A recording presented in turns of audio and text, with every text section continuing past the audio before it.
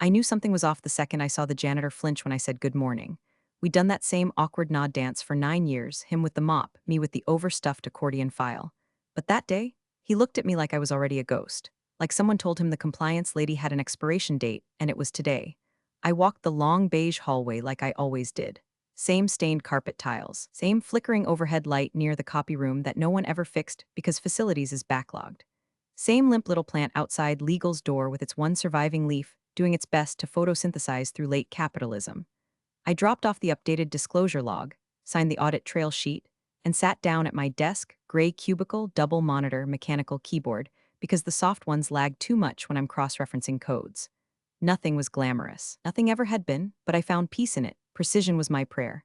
I wasn't one of those slide deck acrobats who pandered to clients with disruptive innovation buzzwords. I wrote policy. I audited workflow chains. I tracked metadata trails on high-risk filings and made sure we never, ever missed a compliance deadline. If someone handed me a crisis, I'd color code the disaster and file it in triplicate before lunch. I didn't need applause. Hell, most days I didn't even get eye contact. But I knew what I was. I was the quiet edge of the knife that kept this rickety company from bleeding out in a federal courtroom. If you're into stories like this, real ones, where the revenge isn't some loud tantrum but a cold, legal sucker punch, go ahead and hit that subscribe button. 90% of y'all listen without subscribing, and I get it, commitment's scary, but it really helps the team stay caffeinated and crank out more chaos. And if you give it a like, we'll pretend our office plants are thriving. Deal? Anyway, that morning I had 3 open cases on my desk. One whistleblower file involving a suspicious vendor renewal. One internal discrepancy between projected and actual assets held, just small enough to fly under most radars. One audit flag I'd been tracking for 6 months that nobody else seemed to think mattered. But it did. I knew it did. I could smell rot through the spreadsheets. I logged in, checked the compliance mailbox, 37 unread, all from the East Coast offices, and spent the next 2 hours sipping lukewarm black coffee while writing up a report that would eventually be summarized, misquoted, and ignored in a board meeting. That was the rhythm. That was the world. Predictable as hell. Until it wasn't. At 10:43 a.m., my phone buzzed. It wasn't a call. It was a meeting invite. Performance Alignment Discussion Office 14B with Derek B. No subject line, no context. Just one of those slap-you-in-the-face calendar pings that smells like HR cooked it in a microwave and handed it to you still steaming. Derek, my boss. The guy who used Synergy as a threat and once asked me what FCPA stood for during a client dinner. He'd been promoted 6 months ago and had spent most of that time trying to streamline overhead. Translation: fire people who didn't make slides flashy enough for his LinkedIn screenshots.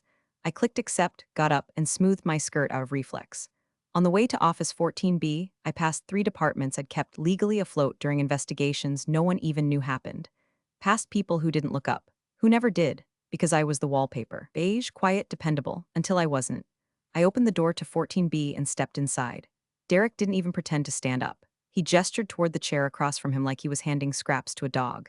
His tie was loose, his laptop open, a legal pad sitting beside it like he'd scribbled a few talking points during his morning bowel movement. "You probably know why you're here," he said. I did, but I let him monologue anyway. "I'll keep this short," Derek said like he was doing me a favor. He didn't look up from his legal pad, just kept twirling a Montblanc pen like it made him smarter. "We're making structural adjustments. Streamlining non-revenue roles. You're being let go effective today." I blinked, that was it. No review, no warning. No thank you for your decade of silent, airtight labor that kept our asses out of jail. Just streamlining. Like my job was a back fat roll on the corporate waistline. He finally looked up when I didn't respond.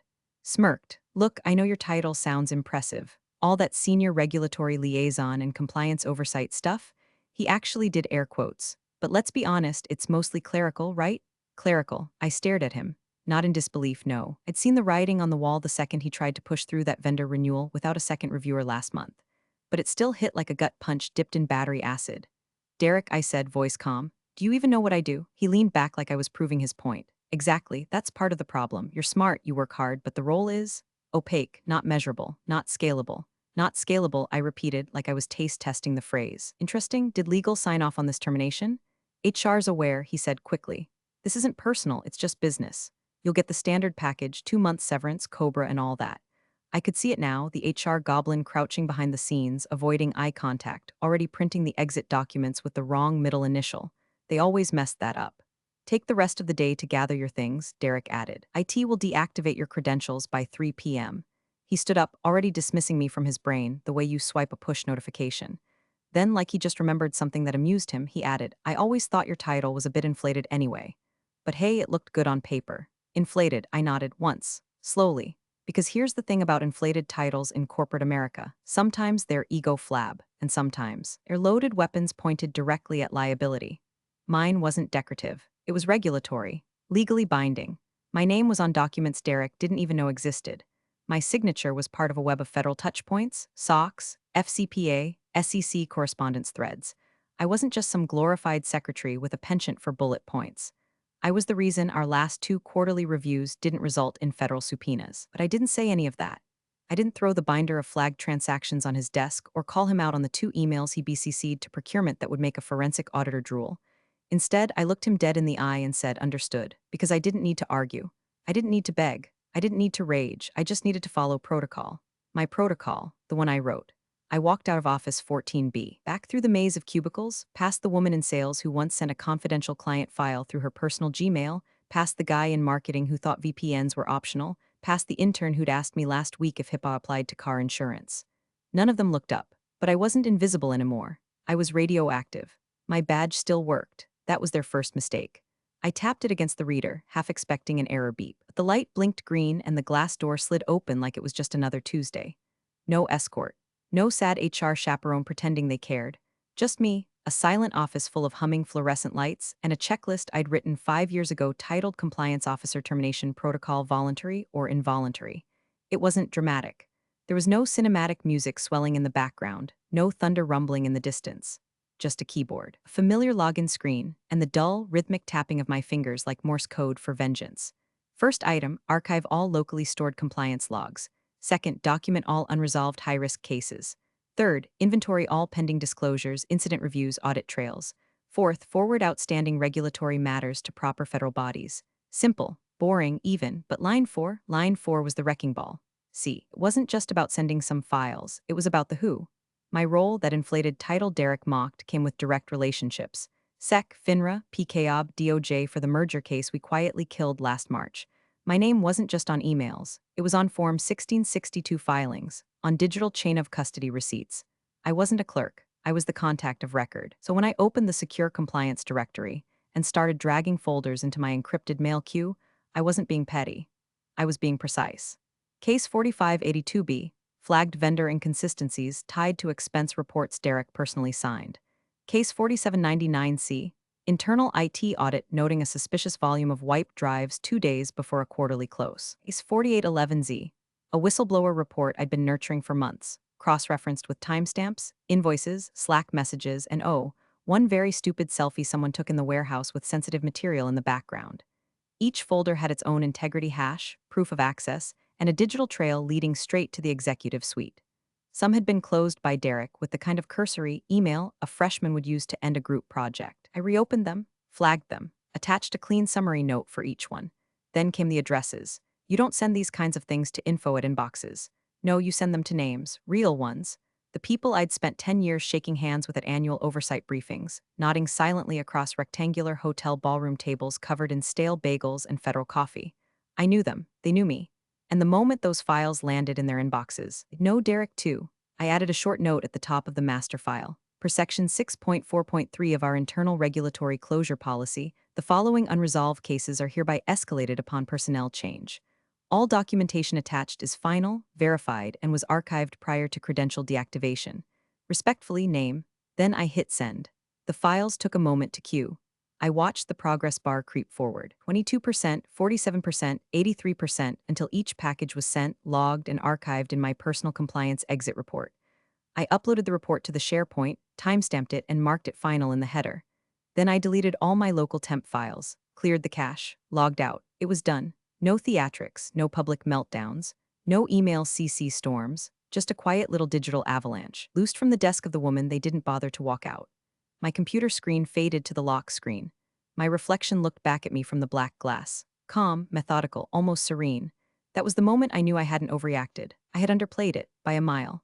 That night, I sat in my apartment with a glass of wine that tasted like battery acid and stared at the ceiling like it might blink first. You'd think vengeance, real, federal-grade vengeance, would feel cleaner, cinematic, maybe like I'd pulled off a heist in stilettos. But no, it felt like I had a concrete block parked on my chest and a 1,000-yard stare I couldn't shake. Was it too much? Had I gone too far? I mean, sure, everything I sent was factual. documented, verified. There wasn't a single exaggerated sentence or out-of-context screenshot in the whole pile. But there's a difference between following protocol and activating a slow-motion legal guillotine. I wasn't blind to that. The whole apartment felt too quiet, the kind of quiet that hums like a held breath. My cat Beans sat on the windowsill judging me with the same blank expression he used for everything from thunderstorms to spilled kibble. His tail twitched once, like he was processing a moral dilemma. Then he curled back into a loaf and went to sleep. I wish I could have done the same. Instead, I walked to the kitchen, opened the fridge, closed it again, opened the freezer, considered vodka, opted for leftover pad thai and a granola bar, sat back down, checked my phone, no texts, no calls, no sirens in the distance, no breaking news alerts. Maybe that's what messed with my head the most. Nothing happened. I'd just fired off enough legal tinder to light a bonfire under half the C-suite, and the world still turned like I'd sent a weather report. Was I naive to think the regulators would move fast? Or worse, had I misread the whole thing? What if no one cared? Maybe Derek was right. Maybe my job was clerical. Maybe all I did was flood some poor intern's inbox with a bunch of flagged spreadsheets they'd archive under low priority and forget by Monday. That was the thought that made my stomach lurch. Not that I'd blown up my career, that it wouldn't even matter.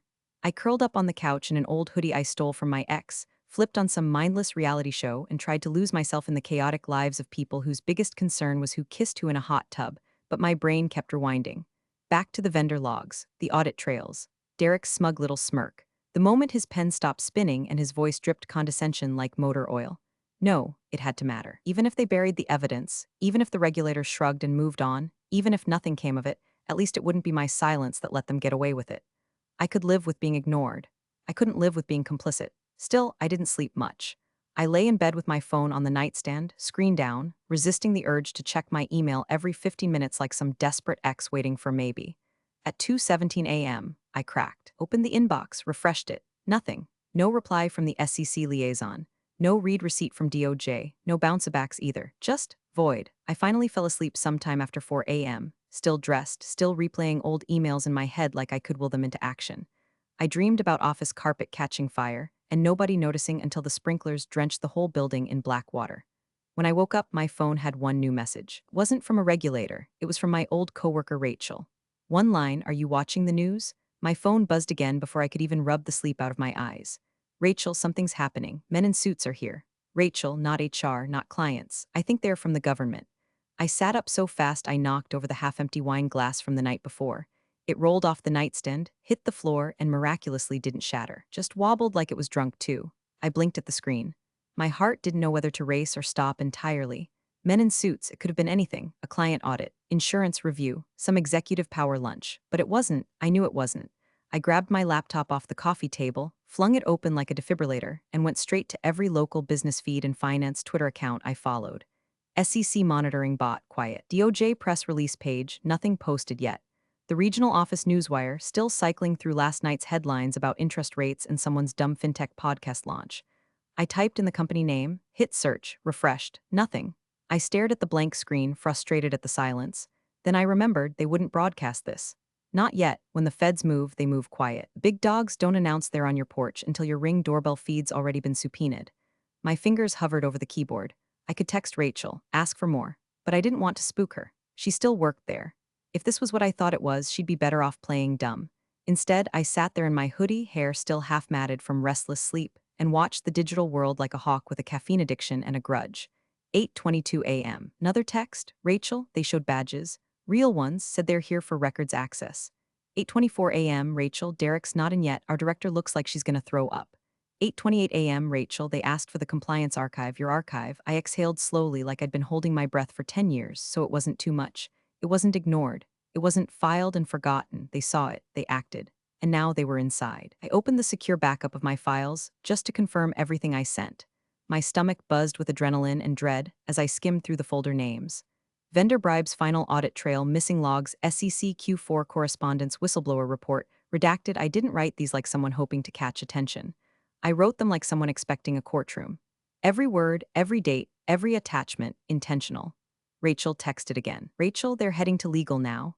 They've got a list. I think it's your list. I didn't respond. I couldn't. My hands were shaking, not fear, not exactly. More like my nervous system finally realized what was happening. This was the moment between the match strike and the fire. The air before the explosion.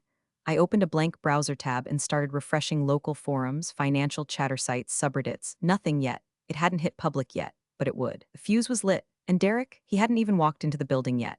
I pictured his smug little half smile as he sipped his overpriced oat milk latte, probably practicing some smug speech about employee resilience for the next quarterly meeting.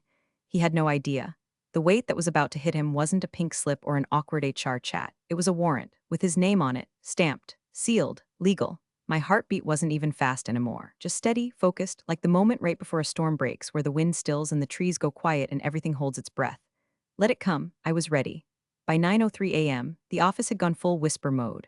Not Slack messages, not emails, actual whispers, that hushed, anxious hum that only happens when something real is going down, something outside the bounds of office politics or passive-aggressive calendar invites. I wasn't there. Didn't need to be. My phone lit up like a Christmas tree with messages that all said the same thing in slightly different fonts of panic. They're in the lobby. Security just took a stack of papers from a guy in a dark blue suit. He had a badge, like real badge, not company ID. I think it said DOJ. Rachel says one of them has a duffel bag. Why do they have a duffel bag? Because they're about to start bagging evidence, sweetheart. That's why. I pictured the office I knew too well. The soft buzz of fluorescent lights, the smell of burnt coffee, the sound of the printer that always jammed when you were already late. Now layered with something new, boots on carpet, silence in the break room, the screech of plastic security lanyards being pulled a little tighter by suddenly sweating executives. And Derek, he had finally arrived. According to Rachel, he walked through the glass doors at 9:11 a.m. and stopped mid-step when he saw the men in suits talking to the front desk.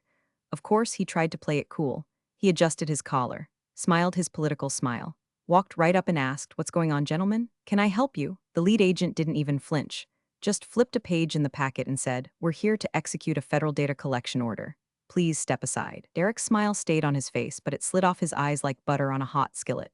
He glanced at security, who shrugged.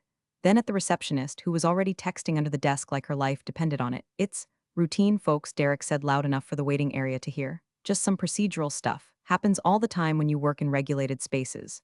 Routine. Sure, Derek. Just like a root canal with a chainsaw is routine. Rachel texted me again. This time not from her phone, from her computer, a screenshot. It showed Derek standing stiffly near the elevators while two agents walked past him into the elevator, one carrying a black evidence bag, the other flipping through a printed list. I zoomed in. Line 7, retrieve executive device, Derek B, Office 14B, laptop plus local storage drives. They weren't here to audit. They weren't here to ask questions. They were here to take things. And every agent in that elevator was walking on a breadcrumb trail I'd left for them with surgical precision. The same man who said my job was clerical now stood helpless as strangers rifled through his kingdom, looking for skeletons in file folders and metadata strings. Rachel said he tried again, followed them toward legal, said, "Can we at least have someone from internal counsel present? There's protocol for this." Lead agent apparently turned, showed a second badge, this one from the Department of Justice, and said, "Sir, your internal counsel is named in the warrant." Derek stopped walking.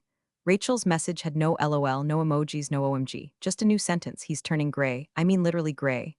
My living room felt like a cathedral. Not a celebration, not gloating, just silence so dense it felt sacred.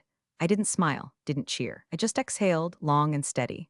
The machine I'd been a cog in for 10 years was finally grinding to a halt, and the man who greased it with arrogance and shortcuts, he was standing at the center of the wreckage, realizing too late that he was not untouchable. He was evidence. Office 14B. Same room where he'd fired me. Same chair he didn't offer me. Same smug, lean-back posture I'd mentally stapled to every one of his condescending emails. That room now belonged to the Department of Justice. According to Rachel, it all happened in less than 3 minutes. The agents didn't knock, they didn't wait. They strode in like they'd paid rent on the place, flashing a warrant that might as well have been written in fire. Derek's assistant, Megan, bless her 20-something heart, looked up from her phone and froze mid-scroll. Her face went sheet white. She didn't even ask what was going on, she just stood. Slowly, like the office itself had become radioactive. "Mr. B," she started, but one of the agents held up a hand. "We're here for specific assets. Do not touch the workstation." Rachel, watching from down the hall, said Derek's voice came out tinny like a car alarm losing battery. "I don't understand. What's this about?" One of the agents pulled a stapled packet from a black case, opened it to page 1, and held it at eye level. "This is a federal warrant. You are named. You are not under arrest at this time, but you are to remain in the building until further notice." He didn't blink, didn't speak. Just stared at the paper like it was in hieroglyphics, like maybe if he squinted hard enough he could make the words say something else, something less apocalyptic. Then they started unplugging things. The laptop, still warm from his fingers, powered down as they slid it into an anti-static sleeve. His dual monitors followed. External hard drive, yanked, sealed, tagged. Megan moved to step forward and was immediately told to sit back down. Rachel said she could hear the zip of plastic evidence bags from 20 feet away. I sat at home watching it unfold through her texts like I was tuning into a live broadcast of my own funeral, but in reverse. This wasn't the end of me. This was the exhumation of him, and it was happening fast, faster than I expected. I thought there'd be delay, bureaucracy, some drawn-out dance of red tape. But no, the files I'd sent had been so airtight, so cross-referenced, so irrefutable that they didn't need to ask Derek anything. They already knew, and that was the part that shocked me. I didn't expect them to move this fast. I didn't expect him to fold this fast. Rachel said he tried to speak again, something about his attorney, something about compliance misinterpretation. But his voice cracked halfway through the sentence. He sat down hard like the chair had been pulled halfway out and he just gave up on balance. They took his phone. Not asked, took, bagged, tagged. Then came the best part. The agent closest to his desk picked up a yellow legal pad, flipped through the first few pages, and asked deadpan, "Did you author these notes on November 12 regarding the retroactive vendor payments?" Derek didn't answer. The agent didn't push. He just ripped the page out, folded it once, and added it to a growing folder labeled Exhibit C. That folder, I realized, probably had my email headers in it, my audit logs, my metadata trail, all filed under my final action as a compliance officer. Termination protocol, regulatory notification, executed. And now they were here, inside the dragon's mouth, pulling out the bones. I leaned back on my couch, still in sweatpants, still barefoot, and let out a breath I hadn't even known I was holding. A victorious breath, not some Hollywood cheer, just awe. It was actually happening. The same man who had smirked when he said my title was inflated, he was sitting in a gutted office, watching agents seal up his entire digital existence in padded envelopes and chain of custody boxes. He wasn't the boss anymore. He was an exhibit. By noon, it was no longer whispers. It was gospel. The kind of news that travels through elevator silences and Slack emojis, through nervous laughter in break rooms and vague calendar blocks titled Team Sync. Someone from legal cried in the parking garage. IT went dark, every monitor blue-screened, every login frozen like the whole system got stage fright. The company was under active federal investigation, and everybody knew. Not officially, of course. No email went out. No all-hands scheduled. You don't need a press release when agents and Navy windbreakers are carrying boxes out the front door marked evidence sealed. You don't need confirmation when half the executive suite's names disappear from the org chart overnight. Rachel's final text that day was a blurry photo, taken from the stairwell window overlooking the back lot. Derek, no jacket, no laptop bag, no swagger. Just a man in a crumpled dress shirt being escorted, not accompanied. Not flanked, escorted to an unmarked sedan by two agents who looked like they hadn't smiled since the Bush administration. His face had gone that sickly, waxy color you only see on overlit wedding cakes and people who have just realized they're legally screwed. He didn't look back at the building, didn't wave to anyone, just got in, silent, swallowed whole by the machine he thought he controlled. They didn't even let him pack his office. Had someone from facilities toss his personal items into a cardboard box, plant, mug, a sad little world's okayest manager plaque. Left the box at reception like a dry cleaning drop-off no one wanted to claim. And me? I didn't go back, didn't show up for a victory lap, didn't text I told you so to anyone. I just sat at home, coffee in hand, feet on the windowsill, watching a slow rain drizzle down the glass like the world itself was rinsing something off. No headlines broke that day. No big reveal. No viral tweet. Just consequence moving with quiet efficiency. They would try to spin it, of course. Compliance incident under review. Maybe some new interim leadership announcement. Maybe a LinkedIn post about organizational resilience in times of uncertainty. But the ones who mattered, they knew. They saw what silence looks like when it's sharpened into a weapon. Derek had mocked my title, called it inflated. Clerical, but that title? It came with legal weight, with federal recognition. With 10 years of clean record-keeping and relationships built in policy briefings and boring as hell oversight luncheons. That title had authority, reach, teeth, and now? That title was the reason his computer was in an evidence bag and his future was being reviewed under fluorescent lighting by someone who probably hadn't smiled since Enron. I didn't celebrate. There was nothing to celebrate. It wasn't revenge, it was gravity. And Derek had finally learned what it felt like to fall. Big thanks for watching, you sneaky seniors. Subscribe to keep the coffee pot brewing revenge. Your ex-colleagues won't know what hit him.